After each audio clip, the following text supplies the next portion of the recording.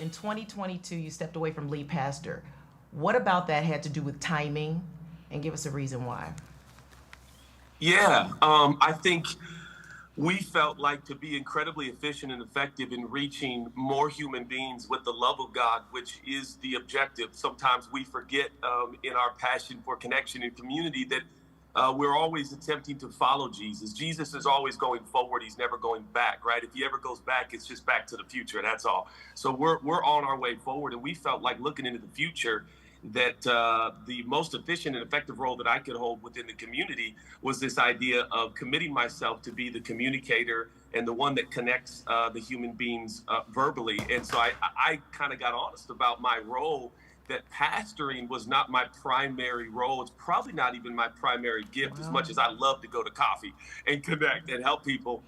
So we were trying to be honest and transparent about what I really do within the constructs of the community, but also trying to predict what the future was going to look like.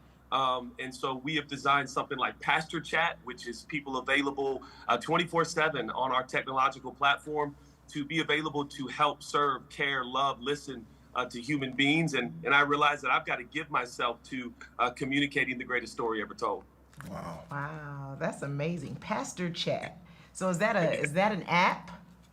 Yeah, well, it's on our app that we're building. In fact, as we speak, version 2.0 is about to come out. We've spent an enormous sum of resources to make it possible. But yeah, our plan is to have in the future hundreds of human beings available Wow. 24/7 to human beings all over the world to pray, encourage, listen, love, care for. Because that is, in fact, where the world is going. We know this, right? We're not going to be able to house all the human beings on this planet in our facilities, in our buildings. And I am persuaded, divinely persuaded, that we are here to change and transform the globe and the world. So we are preparing accordingly. Wow.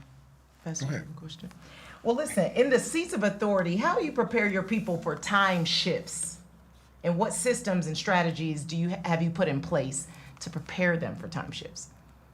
Well, I must admit, first of all, that systems and strategies is not my forte, but I'll do Mm. my best to speak from the 30,000-foot level in terms of the context of our community. I think, too much is given, much is required, right? So when it comes to seats of authority and positions of power and influence that come also sometimes with affluence, there is an extra special requirement and responsibility. I think sober-mindedness is one of the first things that comes to mind, that we're constantly trying to communicate to key leaders and people within our community and Mm-hmm. those who impact our community, that sober-mindedness is this idea, hey, let's not get drunk on Yeah. our favorite opinions and our favorite Wow. persuasions. Let's keep the people on our heart. I love the fact that the Old Testament priests had the 12 tribes of Israel on their chest. And who am I to say this, because first heard this from Bishop Jakes when I was 13 years old. But you got to always have the people on your heart. And I think one of the most imperative things going forward in this technological age, where we're all traveling at the speed of light rather than the speed of love,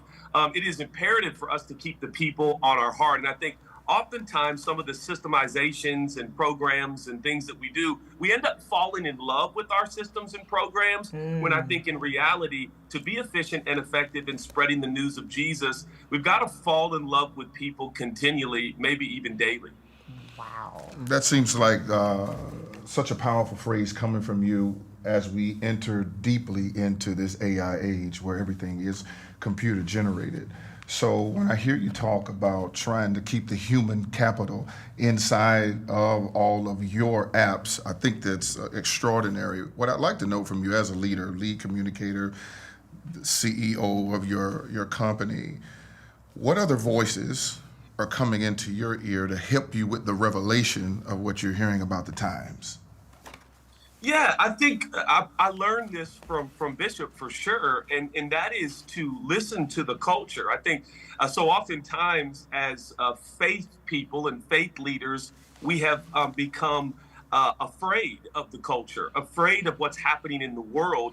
I don't see that in Jesus. I see Jesus in the mix. I see Jesus in the streets. I see Jesus in environments where clearly the religious institution was not comfortable that he was there. He was doing intimate things like sharing meals. And of course, in antiquity, one of the most intimate things you could do with a human being is to sit with them in that case, on the ground in cushions, Right. and having a meal. So I'm committed to getting intimate with the culture, if that makes sense, connecting with the culture, listening, learning, growing. For whatever reason, preachers like me have removed themselves from the mix. You know, the scripture says we're supposed to be in it, just not about it and of it. But in case, we've been at the case we've been watching or learning, oftentimes preachers like me are the opposite.